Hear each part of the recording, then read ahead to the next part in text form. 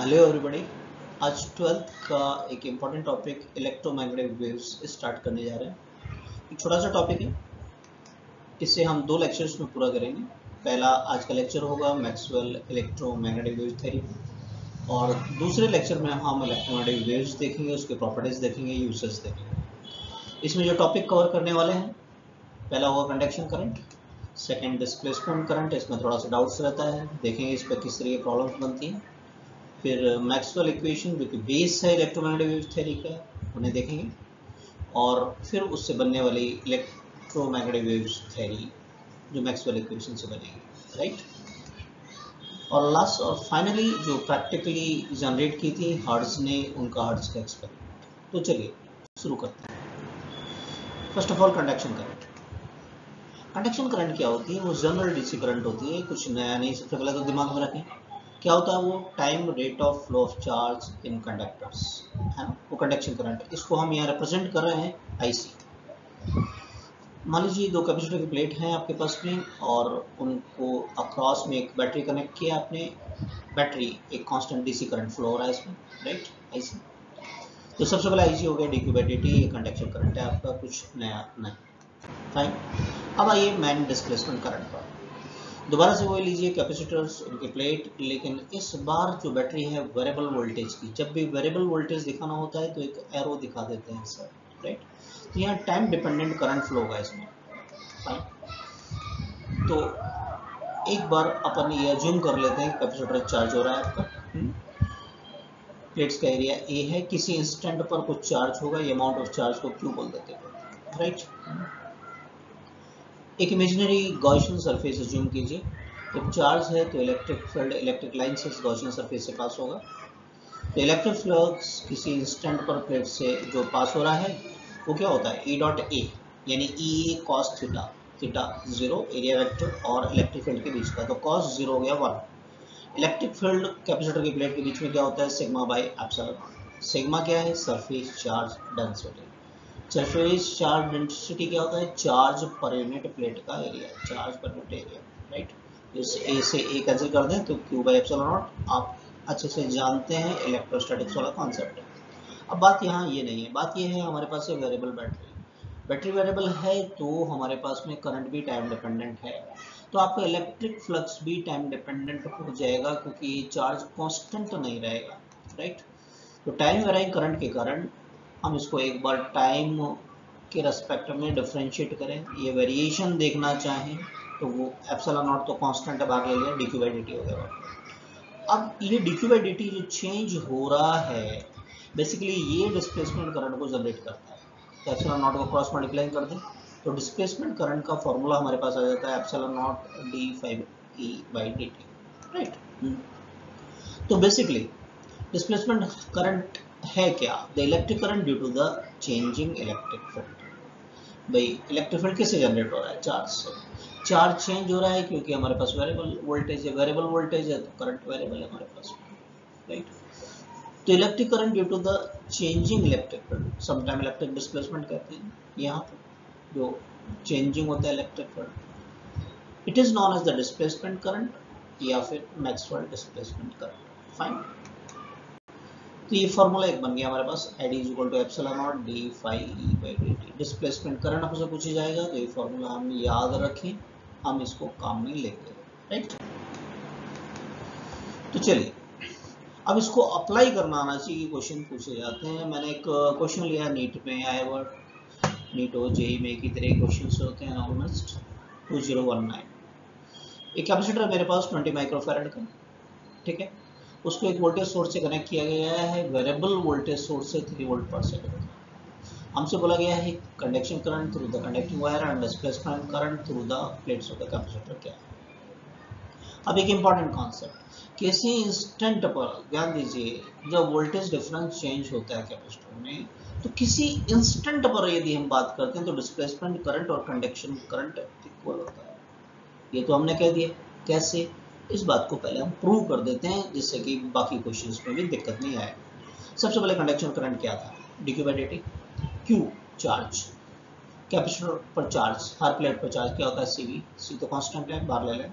तो conduction current को हम कैपेसिटर वाले सर्किट के लिए ऐसा लिख सकते हैं C DV by d t. चलिए अब डिस्प्लेसमेंट करंट देख लें। वो क्या था, डीक्यू बाई डी टी, और डीक्यू बाई डी टी जो डिस्प्लेसमेंट करंट था उसका फॉर्मूला क्या था, epsilon not d phi by d t, phi E dot A को कांस्टेंट को भाग लेंगे d by d t, right. E जो कैपेसिटर की प्लेटों के बीच में होता है, uniform almost uniform electric field होता है, जिसको वी बाई डी भी हम लिख सकते हैं। तो ये डी सेपरेशन है प्लेट के बीच का, उसको हम बाहर ले लें कॉमन। तो आप देखिए epsilon not a by D again capacitance बन गया। तो आप देखिए किसी इंस्टेंट पर हमने यहाँ ये प्रूव कर दिया कंडक्शन करंट और डिस्प्लेसमेंट करंट इक्वल होता है। This is very important concept questions में, हम थोड़ा सा डाउटफुल हो जाते हैं जैसे क्वेश्चन आता है। तो अभी हमारे इस न्यूमेरिकल में दोनों का वैल्यू इक्वल आने वाला है, सी मल्टीप्लाई बाई डी। सी कितना है 20 माइक्रो यानी 20 इंटू 10⁻⁶, और डी बाई डी टी क्या है 3 वोल्ट पर सेकंड, मल्टीप्लाई कर दें 60 और ये माइक्रो। क्लियर है फर्स्ट क्वेश्चन। नेक्स्ट क्वेश्चन लेंगे, है ना। लेकिन उससे पहले ये बिल्कुल ध्यान रहे, किसी इंस्टेंट पर हमसे पूछते हैं तो दोनों इक्वल होते हैं। तो फिलहाल इस न्यूमेरिकल के अंदर दोनों की वैल्यू कितना होगा 60 माइक्रो। क्लियर है, राइट। तो चलिए अब दूसरा क्वेश्चन समझते हैं। एक और क्वेश्चन ले लिया मैंने एग्जाम्पल के लिए। अपने पास कैपेसिटर है, कैपेसिटेंस सी और एक एसी सोर्स वोल्टेज यानी वही वेरिएबल वोल्टेज वाला, वो साइनसॉइडल है, साइन वेव से दिया जा रहा है। अब आपसे डिस्प्लेसमेंट करंट पूछा जा रहा है, तो बिल्कुल स्ट्रेस नहीं लेना। चलिए फॉर्मूले से, आईडी क्या था डीक्यू बाई डी और क्यू को रखिए सीवी। तो फिलहाल इस क्वेश्चन में काफ़ी है सी डीवी बाई डी। तो सी आपके पास है, इसका डिफरेंशिएट करेंगे, रख देंगे, हमारा क्वेश्चन सॉल्व हो जाएगा, है ना। डिफरेंशिएट करें तो बेसिकली साइन का करेंगे तो ओमेगा कॉस ओमेगा टी आ जाएगा, राइट। तो डिस्प्लेसमेंट करंट की वैल्यू आ गई हमारे पास, राइट। ओके, नेक्स्ट क्वेश्चन लेते हैं। एक पैरेलल प्लेट कैपेसिटर हमारे पास है, प्लेट्स के बीच का सेपरेशन है 0.01 मीटर और यूनिफॉर्म इलेक्ट्रिक फील्ड है 500 वोल्ट पर मीटर का। तो यहाँ डिस्प्लेसमेंट करना हमसे पूछी गई है, जबकि कैपेसिटर को चार्ज किया जा रहा है at the rate of 1 × 10⁻⁶ coulomb per second. Interesting, कई बार क्वेश्चन को बहुत ही ज़्यादा बड़ा हम खुद बना लेते हैं, कॉन्सेप्ट से चले फिर उसको अप्लाई करना आना चाहिए। अरे भाई सीधा सीधा रेट दे रखा है डीक्यू बाई डी करंट ही तो है, और किसी इंस्टेंट पे मैंने बताया conduction current displacement current equal होता है, राइट। तो कंडक्शन करंट हो चाहे डिस्प्लेसमेंट हो तो इक्वली है, और वो आपको डीक्यू बाई डी है यहाँ पर ये वैल्यू आपको दे रखी है। तो सीधा सीधा आंसर भी क्या है, इंटरेस्टिंग है ना, माने की मानता नहीं, राइट। चलिए नेक्स्ट क्वेश्चन लेते हैं। नेक्स्ट क्वेश्चन में कैपेसिटर की प्लेट्स के बीच में एक डाइलेक्ट्रिक मटेरियल को फिल कर रहा है 3 और वोल्टेज चेंज हो रहा है 1.5 × 10⁻⁶ वोल्ट पर सेकंड से, राइट। तो डिस्प्लेसमेंट करंट हमने देखा है, वो basically c DV by d t होता है, और कैपेसिटेंस की वैल्यू क्या होती है, parallel plate capacitor epsilon not a by d. अगर डाइलेक्ट्रिक कांस्टेंट और है तो के से मल्टीप्लाई कर देंगे, लाइक दिस, ठीक है। अब सारी न्यूमेरिकल वैल्यू हमारे पास है, चलिए रखते हैं। के कितना है 3, epsilon not 8.85 × 10⁻12, area 0.1 metre square, separation 0.02, right. D by d t है हमारे पास 1.5 × 10⁻⁶। चलिए इसको सॉल्व करते हैं। 3 × 8.85 × 1.5 है ना, ये कुछ फिगर ऐसा आ जाता है हमारे पास। ये 10⁻12 और 0.1 10⁻13 हो गया, ये 10⁻6 और नीचे 2 × 10⁻2, फाइन। 2 का डिवाइड कर देते हैं 39.825 में, तो अप्रॉक्स 19.91, और पावर्स को देख लेते हैं -13 और ये -2 ऊपर जाएगा तो प्लस का 8 बनेगा, राइट। तो ये अप्रॉक्स 20 हो गया आपका, तो 20 × 10⁻5 आ गया, क्लियर है। चलिए मैक्सवेल इक्वेशंस को देखते हैं, जो कि बेस है इलेक्ट्रोमैग्नेटिक वेव्स थ्योरी का। मैक्सवेल साहब ने क्या किया, इलेक्ट्रोस्टैटिक्स और मैग्नेटोस्टैटिक्स मैग्नेटिक फील्ड वाले चैप्टर्स में हमने जो भी पढ़े हैं लॉज, उनको कंबाइंड करके 4 इक्वेशंस ली और उनको अपना नाम दिया है मैक्सवेल्स इक्वेशंस, राइट। और मैक्सवेल इलेक्ट्रोमैग्नेटिक वेव थ्योरी इन 4 इक्वेशंस पर ही बेस्ड है। तो एक बार इन इक्वेशन को देख लेते हैं, कौन कौन सी 4 इक्वेशंस है। फर्स्ट इक्वेशन है इलेक्ट्रोस्टैटिक्स से, जो कि गॉस लॉ से रिलेटेड है। गॉस लॉ क्या था, close integration of E dot d A enclose charge divided by 1/ε0, right. अब ये इक्वेशन हमें क्या बता रहा है, ये चीज देखना हमको। सबसे पहले टाइम का कोई फंक्शन है इसके अंदर, नहीं, तो ये इक्वेशन है हमारे पास में टाइम इंडिपेंडेंट, राइट। फिर इसमें कोई वेलोसिटी नहीं है, तो ये इक्वेशन हमारा वैलिड है स्टेशनरी और मूविंग चार्ज के लिए। एक बात, राइट। तो इससे क्या कंक्लूजन ड्रॉ होता है, देखिए ये इलेक्ट्रिक फ्लक्स जो है ये जीरो नहीं होगा अगर चार्ज अनक्लोज्ड है, राइट। ये बताता है इलेक्ट्रिक लाइन्स ऑफ फोर्सेस कभी भी क्लोज लूप का फॉर्मेशन नहीं करती है। क्या मतलब, क्लोज लूप का फॉर्मेशन करती है तो जितनी electric lines of forces enter कर रही हैं उतनी बाहर आ जाएंगी, नेट इलेक्ट्रिक फ्लक्स की वैल्यू कितनी होनी चाहिए, जीरो। हरी बात सुनिए, क्योंकि हमारे प्लस और माइनस चार्ज दोनों इंडिपेंडेंटली एग्जिस्ट करते हैं, जैसा कि मैग्नेटिक पोल्स में नहीं होता है। मैक्सवेल सेकंड इक्वेशन पर बात करते हैं, जो कि रिलेटेड है मैग्नेटिज्म से related, Gauss law of magnetism. वो गॉस लॉ ऑफ मैग्नेटिज्म क्या होता है, close integration of b dot d equal to zero, यानी मैग्नेटिक फ्लक्स की वैल्यू कितनी हो जाती है, जीरो। अभी कैसे है, आप एक मैग्नेट अज्यूम कीजिए, नॉर्थ पोल से लाइन ऑफ फोर्सेस स्टार्ट होंगी, साउथ पोल में एंटर करेंगी, तो जितना इलेक्ट्रिक फ्लक्स एंटर कर रहा है उतना ही बाहर आ रहा है, तो नेट फ्लक्स की वैल्यू कितनी है, जीरो, राइट। इक्वेशन हमें क्या बताता है कि देखिए इलेक्ट्रोस्टैटिक में जैसा चार्ज होता है, प्लस चार्ज और माइनस चार्ज दोनों अलग अलग एग्जिस्ट करते हैं, लेकिन मैग्नेटिक पोल्स यानी एक अकेला पोल एग्जिस्ट नहीं करता। अकेला पोल हो, जैसे नॉर्थ पोल हो, तो line of forces just enter करेंगी, निकलेंगी उसमें से, आई टू से नॉर्थ से, या साउथ पोल हमारे पास में एग्जिस्ट कर जाए किसी तरीके से तो साउथ पोल में एंटर करेंगे, नॉर्थ पोल से बाहर आएंगी, यस और नो। लेकिन यहाँ क्या होता है, मैग्नेट में नॉर्थ और साउथ पोल दोनों एक साथ ही एग्जिस्ट करते हैं, नॉर्थ से इमिट होती है तो साउथ में उतनी ही एंटर कर जाती है, नेट फ्लक्स कितना हो जाता है, जीरो। ये क्या बता रहा है कि लाइन ऑफ फोर्सेस हमारी एक क्लोज पाथ का फॉर्मेशन करती है। कौन सी line of forces, magnetic line of forces, right.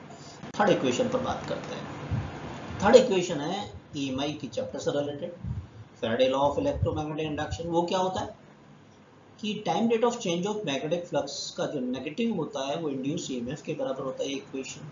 ई क्या होता है भाई, close integration of E dot DL, है ना, इलेक्ट्रिक फील्ड का सर्कुलेशन। अब आप खुद से देखो ये इक्वेशन टाइम डिपेंडेंट है, यस और नो। ये क्या बता रहा है कि मैग्नेटिक फील्ड में यदि हम टाइम के रेस्पेक्ट में चेंज करेंगे तो हम किसी तरीके से इलेक्ट्रिक फील्ड को जनरेट कर सकते हैं, ये थर्ड इक्वेशन बता रहा है। Fourth equation is important, Ampere circuit law. वो क्या था, close integration of b dot dl equal to mu not, और जितनी भी करंट एनक्लोज होती है। अभी ये जो आई है बेसिकली चारों इक्वेशन में मैक्सवेल ने इसमें करेक्शन किया था अपने डिस्प्लेसमेंट करंट से। तो ये करंट दो करंट का सम होती है, conduction current plus displacement current की, राइट। डिस्प्लेसमेंट करंट क्या थी, epsilon not d phi e और डी टी। तो ये इक्वेशन भी टाइम डिपेंडेंट हो गई हमारी, राइट। ये क्या बता रहा है, इलेक्ट्रिक फील्ड में यदि हम चेंज करें तो किसी तरीके से मैग्नेटिक फील्ड को जनरेट कर सकते हैं, राइट। कि time rate of change of electric field can generate the magnetic field, fine. इससे बनाते हैं हम इलेक्ट्रोमैग्नेटिक वेव थ्योरी। कैसे, थोड़ी देर के लिए अज्यूम कीजिए एक ऐसा रीजन जिसमें कोई चार्ज नहीं है, कोई कंडक्शन करंट नहीं है, तो फैराडे और एम्पियर लॉ एक जैसे हो जाएंगे। कैसे, फैराडे लॉ इलेक्ट्रोमैग्नेटिक इंडक्शन वाला, क्लोज इंटीग्रेशन ई डॉट डी एल जो स्मॉल ई था minus D by d t, right. और यहाँ आईसी कंडक्शन करंट नहीं, तो आईसी को जीरो कर दें तो केवल डिस्प्लेसमेंट करंट रह गया कि close integration b dot d l, ये हो गया, राइट। तो ये इक्वेशंस हमको क्या बता रहे हैं कि इलेक्ट्रिक फील्ड जो टाइम वेरिंग होगा वो मैग्नेटिक फील्ड को जनरेट करेगा। इसी तरीके से मैग्नेटिक फील्ड जो टाइम वेरिंग होगा उससे इलेक्ट्रिक फील्ड जनरेट किया जा सकता है। बस मैक्सवेल साहब के दिमाग में एक विचार आया कि हम एक ऐसी वेव बनाएं, एक वेव के बारे में सोचें जिसमें इलेक्ट्रिक और मैग्नेटिक फील्ड दोनों के दोनों चेंज हो रहे हैं, और इससे जो वेव बनने वाली है उसको नाम दे दिया इलेक्ट्रोमैग्नेटिक वेव। क्लियर। बस इस थ्योरी को काम में लेकर हर्ट्ज ने फर्स्ट टाइम लेबोरेटरी में हाई वोल्टेज डेवलप करके इलेक्ट्रोमैग्नेटिक वेव्स को प्रोड्यूस किया था। तो देखते हैं वो experiment, hertz experiment. Hertz experiment में होता क्या है, दो प्लेट्स होती है बेसिकली, जैसे कैपेसिटर की प्लेट होती है, कॉपर या जिंक की प्लेट उन्होंने ली थी। इन प्लेट के बीच का सेपरेशन रखा 60 सेंटीमीटर का, इनको कनेक्ट किया मेटल रॉड के साथ में, और इनका कांटेक्ट मेटल स्फीयर के साथ में। इनके बीच का गैप रखा 2 से 3 सेंटीमीटर, राइट। ये जो आपका कॉम्बिनेशन है रॉड और स्फीयर का, ये एक एलसी कॉम्बिनेशन का फॉर्मेशन करता है। इनका कॉन्टेक्ट बनाएंगे हम एक इंडक्शन कॉइल के साथ में। इंडक्शन कॉइल में प्राइमरी और सेकेंडरी कॉइल्स हमारे पास होंगे। सेकेंडरी जो कॉइल्स है उनका कॉन्टेक्ट इन मेटेलिक रॉड, जिनका कॉन्टेक्ट है स्फीयर के साथ में, और प्राइमरी पर हम इनपुट देंगे। इनपुट देते हैं काफ़ी सारा 1000 volt high voltage induction coil में। यहाँ जो वेव्स प्रोड्यूस होंगे उनको डिटेक्ट करने के लिए एक ओपन मुंह वाला एक रिंग रखा है, राइट। उनका कांटेक्ट है इसी तरीके की दो sphere S1 dash S2 dash कह दिया उनको। ये भी एक एलसी कॉम्बिनेशन का फॉर्मेशन करता है, ओपन मेटेलिक। ये एक डिटेक्टर का काम करेगा। इसका जो डायमीटर रखा था हर्ट्ज ने अपने एक्सपेरिमेंट में 0.70 मीटर, राइट।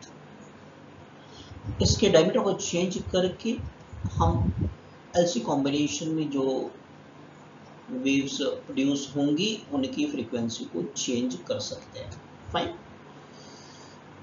अब ये वेव कैसे प्रोड्यूस हो रही है, वर्किंग प्रिंसिपल देख लेते हैं।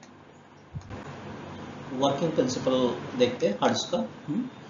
इसमें होता क्या है कि इन प्लेट्स के बीच में एक हाई वोल्टेज जनरेट करते हैं। इन प्लेट्स के बीच में हाई वोल्टेज जनरेट करते हैं।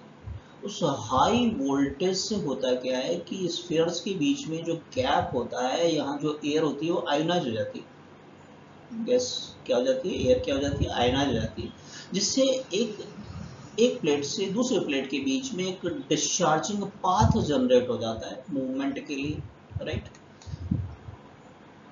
एक स्पार्क जनरेट हो जाता है यहाँ से। अब हाई वोल्टेज के कारण इस प्लेट्स पे जो चार्ज होता है बहुत ही हाई फ्रीक्वेंसी से ऑसिलेट करता है।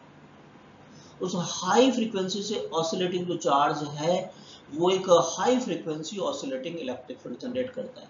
High frequency oscillating electric field का मतलब चेंजिंग इलेक्ट्रिक फील्ड, उससे जनरेट होती है मैग्नेटिक फील्ड हाई फ्रीक्वेंसी की, जो कि इसी के प्लेन के अंदर ऑसिलेट करती रहती है, राइट।